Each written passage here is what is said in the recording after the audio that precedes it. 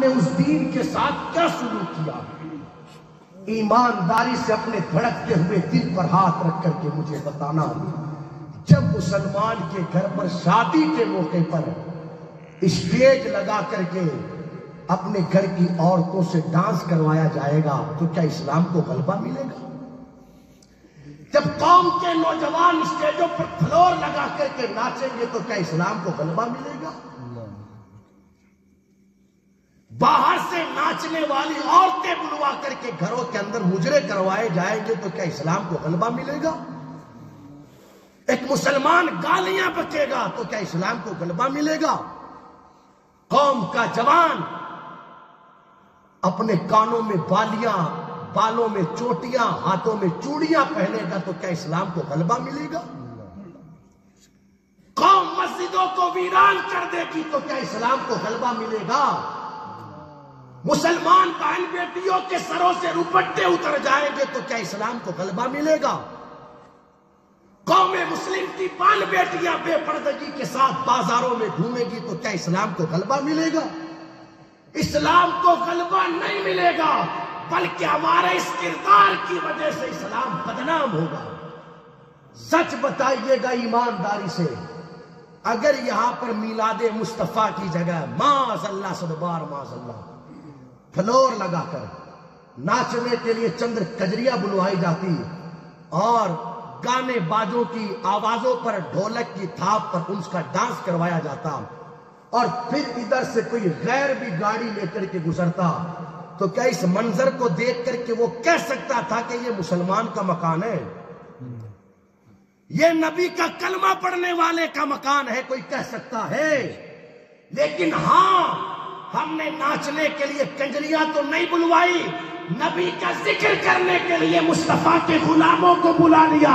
اب ادھر سے کوئی غیر بھی گزرے گا، سروں پر ٹوپیاں دیکھ کر کے یہ کہتا ہوا نظر آئے گا، شادی کسی اور کے گھر پر نہیں، مصطفیٰ کے غلام کے گھر پر ہے، اسلام کے ماننے والے کے گھر پر ہے۔ اس عمل کی بنیاد پر اسلام غلبہ پائے گا، ہمارے اس کردار کی بنیاد پر اسلام غلبہ پائے گا۔ بڑی معذرت کے ساتھ شادیوں کے موقعوں پر صرف مرد ہی نہیں، عورتیں بھی 4 قدم آگے رہتی ہے۔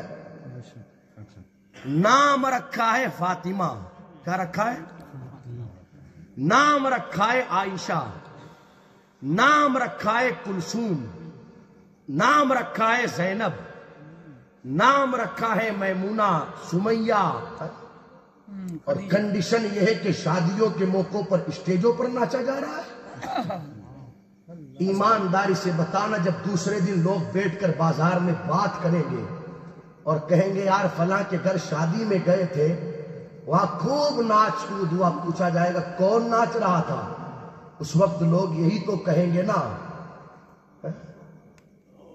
کہ کنیز فاطمہ جس کا نام کلثوم تھا، سمیہ تھا، وہ ڈانس کر رہی تھی۔ بڑی معذرت کے ساتھ یا تو نام بدل دو یا پھر کام بدل دو۔ جس بیٹی کا نام فاطمہ رہے وہ اسٹیجوں پر ناچے، جس بیٹی کا نام کلثوم ہو اسٹیجوں پر ناچے۔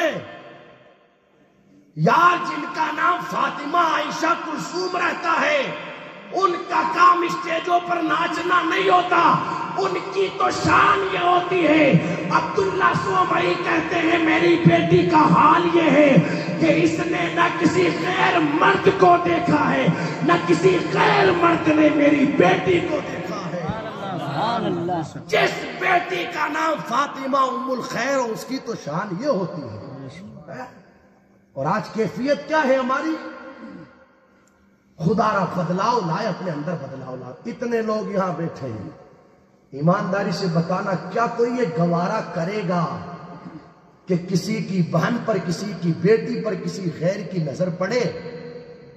ارے بولو نا یار، اگر غیرت مند رہے گا تو میں سمجھتا ہوں کوئی بھی یہ گوارا نہیں کر سکتا۔ لیکن شادی کے موقعوں پر تو ہم نے خود لا کر کے انہیں اسٹیجوں پر کھڑا کر دیا، 50 لوگ ناچ کود دیکھنے آئے ہیں، کس کی نظر کیسی ہے کون فیصلہ کر سکتا؟ ایک جملہ تو کہوں گا بڑی معذرت کے ساتھ، میرا مقصد کسی کا دل دکھانا نہیں، قوم کی اصلاح کرنا ہے۔ ان سارے خرافاتوں کا نتیجہ یہ نکل کر کے سامنے آتا ہے، شادی ایک کی ہوتی ہے، ناجائز رشتے 50 جڑتے ہیں۔ یہ کون سا طریقہ یار، یہ کون سا طریقہ؟ اللہ نے آپ کو خوشیوں کا موقع دیا ہے۔ میں یہ نہیں کہتا کہ خوشی نہ مناؤ، خوب خوشی مناؤ، مگر خوشی کا مطلب یہ تو نہیں نا کہ آپ 15 20 ہزار کے پٹاخے پھوڑ دو۔ خوشی کا مطلب یہ تو نہیں نا کہ خود تو نہیں سو رہے ہو، پورے محلے کی نیند حرام کر دو۔ خوشی کا مطلب یہ تو نہیں نا کہ عورتوں کے سروں سے روپٹی اتر جائے۔ خوشی کا مطلب یہ تو نہیں نا کہ قوم کی بان بیٹیاں بے پردہ ہو کر کے اسٹیجوں پر آ جائے۔ اسے تو خوشی نہیں کہتے نا، یہ تو بے حیائی ہوئی، بے غیرتی ہوئی، بے شرمی ہوئی۔ آپ منائیں خوشی، کوئی منع نہیں کرتا، مگر شریعت کے دائرے میں رہ کر۔ میری ماں بہنیں مجھے سن رہی ہے، میں گزارش کروں گا، اے میری ماں بہنوں، ناچنا کام ہمارا نہیں ہے۔ اللہ نے اس قوم کو کوئی ناچنے کے لیے پیدا کیا ہے؟ معاذ اللہ۔ یار کل تک جس قوم کی شان یہ رہی، دلی کی سرزمین پر بارش نہیں برستی ہے، لوگ آتے ہیں سرکار نظام الدین اولیاء کی بارگاہ میں اور آ کر کے کہتے سرکار دعا کرے نا تاکہ اللہ پانی برسا دے۔ سرکار نظام الدین اولیاء کمرے میں گئے، چادر لے کر کے آئے اور دعا کی، مولا اس چادر کے وسیلے سے پانی برسا دے۔ ابھی دعا پوری بعد میں ہوئی، اللہ نے رحمت کا نزول پہلے ہی فرما دیا۔ لوگوں نے کہا سرکار بات کیا ہے؟ اس چادر کے اندر ایسا کون سا کمال ہے کہ اس کے وسیلے سے پانی برس گیا؟ سرکار نظام الدین اولیاء فرماتے، لوگوں تمہیں معلوم نہیں، یہ چادر کوئی معمولی چادر نہیں ہے، بلکہ یہ میری ماں کی وہ چادر ہے کہ جس چادر کے اوپر آج تک کسی غیر مرد کی نظر نہیں پڑی۔ یہ شان رہی یار جس قوم کی، کل تک آج حالت یہ ہوئی کہ ہم نے اپنا حال اتنا برا کر لیا کہ معاذ اللہ گھروں کے اندر شادیوں کے موقعوں پر ناچ کود ڈھول ڈھمکے۔ بھئی آپ اپنے امام صاحب سے پوچھئے گا، مولانا عبد القادر صاحب سے